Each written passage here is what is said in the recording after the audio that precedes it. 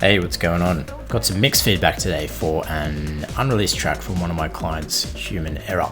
He's a super talented musician, producer, vocalist. Go check his stuff out. I'll link his page below so you can find his work. I actually recently did a mix and master for one of his new tracks, Blue Jeans. That'll be coming up very soon. Highly recommend to check it out. But let's have a listen to this Human Error track and I'll share some thoughts and feedback.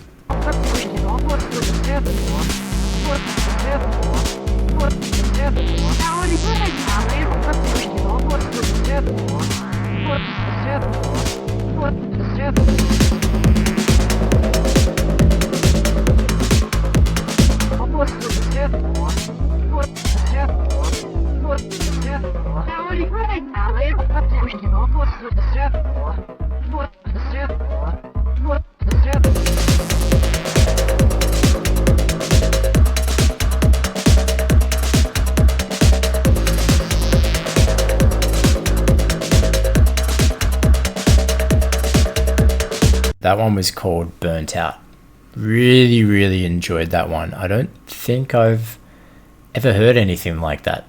I like to sort of try to compare new electronic music to something I've heard before, and I don't really know what I would compare that to, which for me is a really good marker of well-written electronic music. So really cool production, well produced, great sound design, just overall a really unique and refreshing dance track. Mixdown wise, the frequency balance is really flat, even and well managed.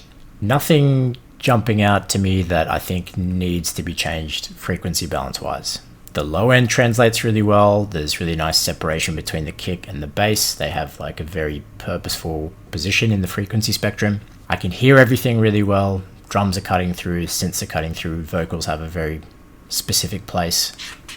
Really good mix. There's a few areas where I think there might be room for improvement though. Keep in mind this is all subjective. This is just to my ear and probably what I'd look at changing if this was my track. First thing I'd look at is the actual shape of that frequency balance. Flat and even frequency responses are great and they're often the right choice. But for this track, I wonder if there's an opportunity to add a little bit of character and something a little bit unique about the mixdown. There's a lot of lead and rhythmic synths sort of existing in this area of the frequency spectrum, and I kind of feel like I want them to cut through the mix a little bit more. I feel like those are really leading the track. At the moment, it feels like it's a very kick, bass, drum-led track, and those synths are really underneath and behind everything. I kind of feel like I want to hear this with the synths taking a bit more of a center stage. Second thing that's jumping out to me is I feel like there's probably a little bit of room to add some dynamics back to the hats and the snare in this sort of region up here. The snare's really thick and it's got a lot of mid-range punch.